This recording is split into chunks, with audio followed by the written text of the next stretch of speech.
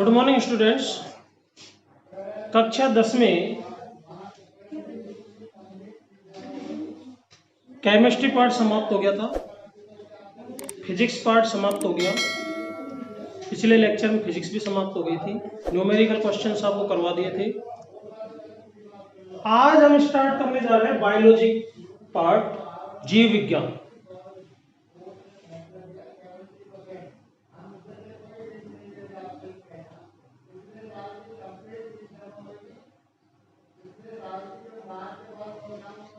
पहला चैप्टर जो है बायोलॉजी का, भोजन और मानव स्वास्थ्य।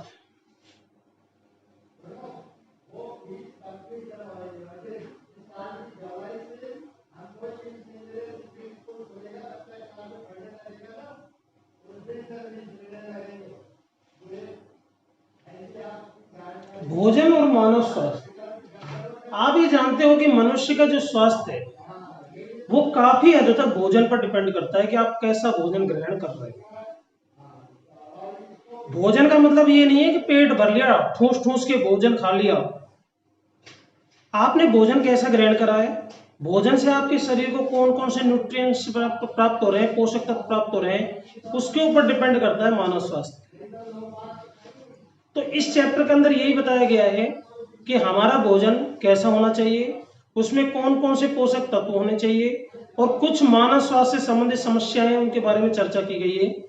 जैसे रक्तचाप क्या होता है, दूषित जल के दुष्प्रभाव क्या है, मोटापे से कौन कौन समस्याएं पैदा हो जाती है, नशीले पदार्थों के सेवन से कौन कौन समस्याएं पैदा हो जाती है। ये सब इस चैप्टर के अंदर हम अध्ययन करने जा रहे हैं। सबसे पहले हम जानते हैं भोजन। भोजन मतलब संतुलित भोजन की बात कर रहे हैं।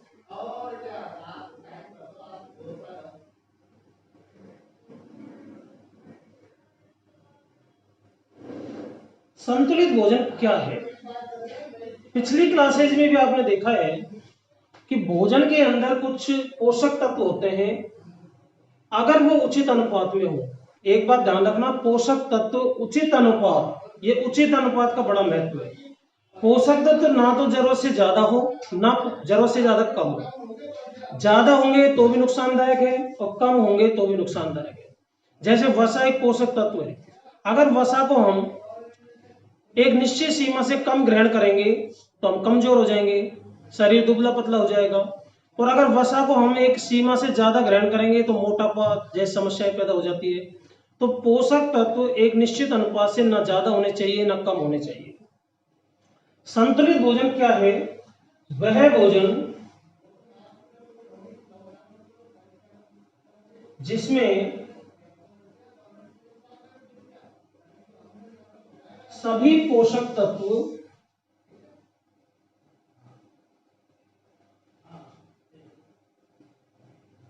उचित अनुपात में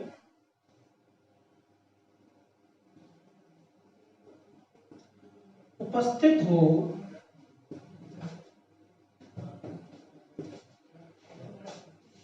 संतुलित भोजन कहलाता है।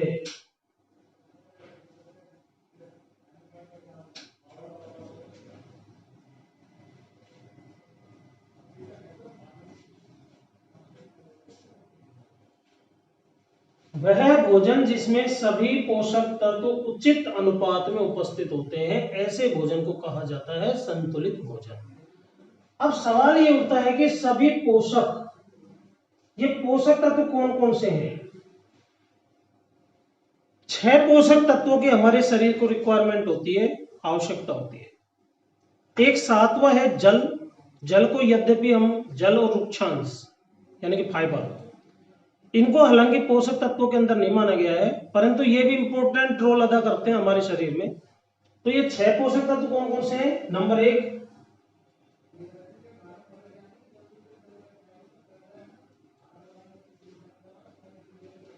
पहला है प्रोटीन, दूसरा है कार्बोहाइड्रेट, तीसरा है वसा, नंबर 4 खनिज लवण, नंबर 5 विटामिन्स। विटामिन एक से ज्यादा होते हैं तो इनको विटामिन्स, थोड़ा बहुवचन बना देंगे हम, विटामिन्स। छठा वृक्षांश,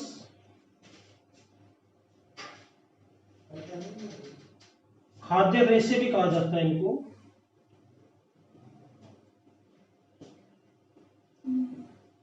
और सातवां जल।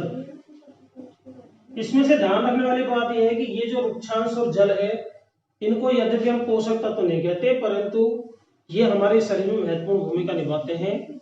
ठीक है, तो इनकी आवश्यकता होती है, इनके बिना भी व्यक्ति जीवन सर्वाइव नहीं कर पाएगा। तो ये जो पोषक तत्व है, आप 7 मान लो इनको।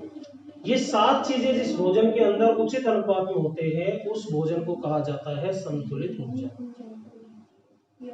ठीक है, तो हमें भोजन ग्रहण करते समय इस बात का ध्यान रखना चाहिए कि हम ऐसा भोजन लें जिसमें सभी पोषक तत्व हो। जैसे सपोज दैट प्रोटीन लेना है, तो प्रोटीन के लिए प्रोटीन से प्रचुर जो खाद्य पदार्थ है उनको ग्रहण करना चाहिए। प्रोटीन किसमें होता है? जैसे दूध है, अंडे हैं, जो मांसाहारी नॉन वेजिटेरियन होते हैं अंडे खा सकते हैं, मांस खा सकते हैं, मछली खा सकते हैं। ठीक है, वैसे प्रोटीन दूध में होता है, पनीर में होता है, मतलब दूध से बने हुए जितने भी उत्पाद है, दही वगैरह, इन सब में प्रोटीन पाया जाता है। कुछ मात्रा में सब्जियों से प्राप्त होता है, आटे से भी प्राप्त होता है। ठीक है, तो ये मिलता रहता है हमारे शरीर को। कार्बोहाइड्रेट, कार्बोहाइड्रेट जितनी मीठी चीजें हैं, जैसे गुड़ है, चीनी है, चावल है, चावल में भी कार्बोहाइड्रेट मंड के रूप में होता है, ध्यान रखना। आटे में भी होता है कार्बोहाइड्रेट स्टार्च के रूप में। स्टार्च मंड ये उसी के रूप में किसके? कार्बोहाइड्रेट के। तो इनसे ये कार्बोहाइड्रेट मिल जाता है। जैसे आप चाय पीते हो, चीनी डालते हो उसके अंदर, गुड़ को आप डायरेक्ट खाते हो, तो इन सब से कार्बोहाइड्रेट मिलता है। कार्बोहाइड्रेट का मतलब होता है मीठी चीजें। ठीक है, तीसरा पोषक तत्व वसा। जितने भी चिकनाई युक्त खाद्य पदार्थ हैं, जैसे घी है, तेल है, कुछ नॉन वेजिटेरियन जो होते हैं उनके मांस के अंदर जो चर्बी होती है उसके अंदर वसा पाई जाती है। तो चिकनाई युक्त खाद्य पदार्थों से वसा प्राप्त हो जाती है। नंबर 4 खनिज लवण। खनिज लवण हमें मसालों से, सब्जियों से प्राप्त होते रहते हैं। इनके लिए कोई विशेष प्रयास करने की आवश्यकता नहीं होती। बस ये ध्यान रखना, घर के अंदर जो सब्जी बने उसको खाना चाहिए। ये नहीं कि मैं ये नहीं खाऊंगा, वो नहीं खाऊंगा, क्योंकि हर सब्जी के अंदर, हर फ्रूट के अंदर कोई ना कोई पोषक तत्व होता है। जैसे आप सेब खाते हो तो सेब के अंदर आयरन जरूर होगा, पालक में आयरन जरूर होगा, तो पालक की सब्जी भी जो बने उसको खाओ, आयरन प्रचुर होता है। तो सब्जियों से और मसालों से खनिज लवण हमारे शरीर को प्राप्त होते रहते हैं। इसके लिए कोई विशेष चीज खाने की आवश्यकता नहीं होती। विटामिन्स, विटामिन्स भी कई तरह के होते हैं। Vitamin A, vitamin B12, B2, B6, B3, C, D, K, बहुत सारे विटामिन होते हैं। तो ये विटामिन भी हमें सब्जियों से, फलों से, मसालों से प्राप्त होते रहते हैं। अभी इनके बारे में डिटेल से अध्ययन करेंगे हम। वृक्षांश, खाद्य रेशे। खाद्य रेशे हमारे शरीर में क्या करते हैं? जो भोजन हम खाते हैं उसको पचाने का काम करते हैं, डाइजेशन पावर को स्ट्रॉन्ग करते हैं। तो खाद्य पदार्थों के अंदर रेशे युक्त खाद्य पदार्थों का सेवन करना चाहिए। सबसे ज्यादा रेशे किसमें पाए जाते हैं? दलिया में। इसलिए दलिया भी हमें समय समय पर खाते रहना चाहिए। इसके अलावा हरी पत्तेदार सब्जियों के अंदर रेशे पाए जाते हैं, फाइबर, जैसे मेथी है, पालक है, बथुआ है, मूली है। फलों में भी, फलों का जो छिलका होता है, छिलका युक्त फलों को खाना चाहिए। तो इससे हमारे शरीर को वृक्षांश या फाइबर प्राप्त हो जाते हैं। ये हमारे शरीर में जो हमारा पाचन तंत्र होता है, डाइजेशन सिस्टम, उसको स्ट्रॉन्ग करते हैं। नंबर 7 जल। आप जगह जगह स्लोगन लिखे देखते हो, जल है तो कल है, जल है तो जीवन है। क्योंकि जल के बिना कोई भी व्यक्ति जीवित नहीं रह सकता। खाने के बिना तो फिर भी कुछ समय तक जीवित रह सकता है, परंतु जल के बिना व्यक्ति जीवित नहीं रह सकता। तो जल जो होता है, जल हमारे भोजन को पहली बात तो पचाने का काम करता है। इसके अलावा हमारे बॉडी का जो अधिकांश हिस्सा होता है रक्त, रक्त में जो लिक्विडिटी है, उसकी जो उसमें द्रव एक तरलता का जो गुण है, वो तरलता किसके कारण पाई जाती है? जल के कारण। जल के कारण ही वो फ्लो होता है हमारे शरीर के अंदर, बहता है, और फ्लो होकर के विभिन्न जो पोषक तत्व है, ऑक्सीजन है, उनको एक स्थान से दूसरे स्थान पर ट्रांसपोज करता है, वो एक स्थान दूसरे स्थान पर ले जाता है। अगर उसके अंदर लिक्विडिटी नहीं होगी, तरलता नहीं होगी, तो वो कैसे बहेगा? वो तो आइसक्रीम की तरह जम जाएगा। तो जल, जल के कारण हमारे शरीर के जो ब्लड है, ब्लड की तरलता बनी रहती है, और ब्लड के महत्वपूर्ण रोल आप जानते ही हो, और इसके बारे में सेकंड चैप्टर में हम स्टडी करेंगे। ठीक है, तो ये था संतुलित भोजन। अब आगे चलते हैं, प्रमुख विटामिन, उनसे उनकी कमी से होने वाले रोग और उस रोग के लक्षण। इसके लिए एक टेबल बनाई हुई है नोट्स के अंदर, उसको मैं बोर्ड पे बना रहा हूं और समझा रहा हूं।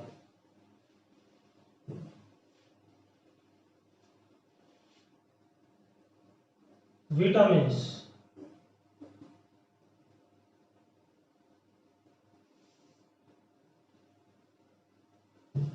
इधर विटामिन का नाम, इधर उससे होने वाला रोग, और इधर उसके लक्षण।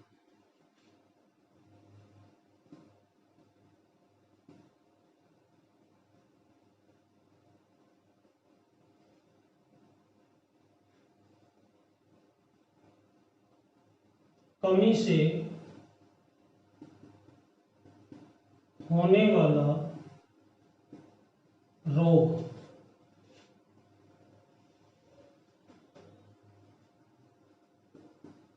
और यहां पर लक्षण। सबसे पहले विटामिन ए। विटामिन ए की कमी से आप जानते हो रतौंधी रोग होता है। क्या होता है? रतौंधी। रतौंधी रोग में क्या होता है? जैसे सूर्यास्त होता है, आंखों का भी सूर्यास्त हो जाता है, यानी कि रात्रि में दिखाई नहीं देता है। तो रतौंधी रोग का लक्षण है सूर्यास्त के बाद अर्थात रात्रि में दिखाई नहीं देना। ठीक है, रात में दिखाई नहीं देता है। विटामिन ए मिलेगा कहां से? विटामिन ए को ग्रहण करने के लिए आपको क्या खाना होगा? हरी पत्तेदार सब्जियां। नॉन वेजिटेरियन है वो मछली, अंडे आदि का उपयोग कर सकते हैं। ठीक है, हरी पत्तेदार सब्जियों में प्रचुर मात्रा में विटामिन ए होता है, तो इनको हमें खाना चाहिए। ठीक है, दूसरा विटामिन है विटामिन बी12।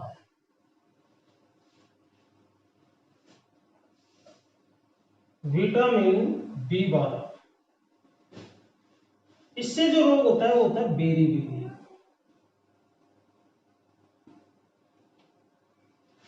बेरी रोग में क्या होता है? मांसपेशियां जो होती है वो कमजोर हो जाती है, तंत्रिकाएं कमजोर हो जाती है।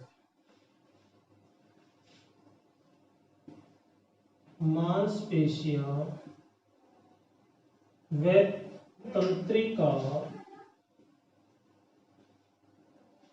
कमजोर हो जाती है। अब अगर मांसपेशियां कमजोर हो जाएगी तो शरीर के अंदर एक जो प्रबलता होती है, एक पावर होती है, शरीर की स्ट्रांगनेस होती है, वो खत्म हो जाएगी। ठीक है, तंत्रिकाएं कमजोर हो जाएगी तो संकेत जो है वो अंगों से मस्तिष्क तक पूरी तरह से नहीं पहुंच पाएंगे, क्योंकि हमारे शरीर का जो पूरा नेटवर्क है, ये समन्वय केंद्र है, कोऑर्डिनेशन सिस्टम मस्तिष्क, ये शरीर के विभिन्न भागों से जो जुड़ा हुआ है, तंत्रिकाओं के द्वारा जुड़ा हुआ है, न्यूरॉन्स के द्वारा। तो न्यूरॉन कमजोर हो जाएंगे तो आवेगों का आवागमन भी कमजोर हो जाएगा। ठीक है, तीसरी जो विटामिन है वो है B2, riboflavin. Riboflavin vitamin B2। इससे रोग होता है राइबोफ्लेविनोसिस। राइबोफ्लेविनोसिस।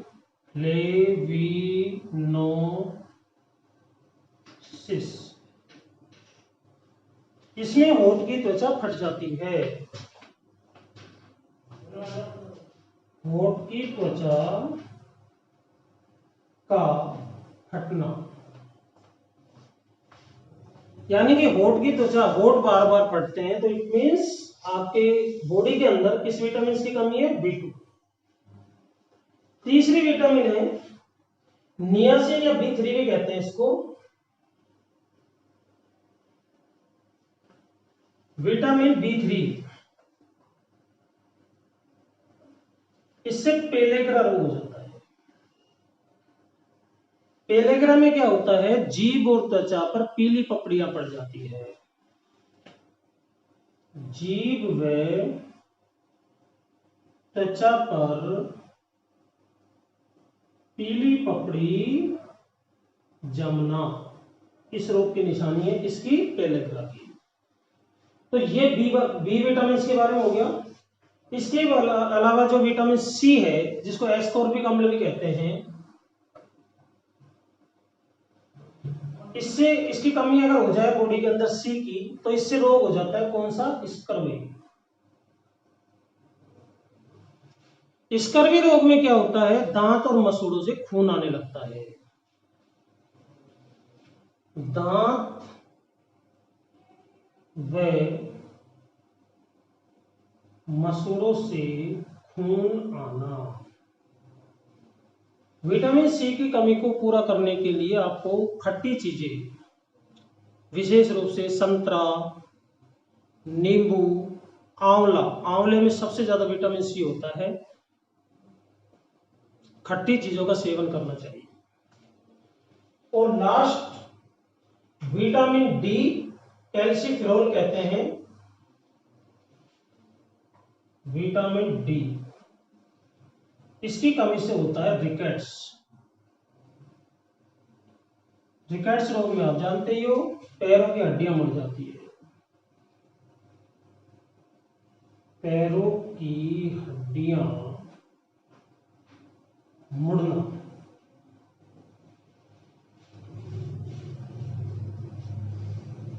ठीक है। अब एक बात और ध्यान रखना, ये कई विटामिन, कई खनिज लवण, हम खनिज लवणों के बारे में नेक्स्ट लेक्चर में अध्ययन करेंगे। विटामिन देखिए, आप कैसे ध्यान रखोगे भाई इसमें विटामिन ए है, इसमें बी है, इसमें सी है, इसमें ये नहीं है, इसमें वो नहीं है। तो आप एक ध्यान रखना, दूध जो होता है, दूध कंप्लीट संतुलित आहार है। अगर आप एक गिलास दूध 24 घंटे के अंदर पी लेते हो, आपके शरीर के अंदर कोई भी विटामिन, कोई भी खनिज लवण की कमी नहीं होती है। ठीक है।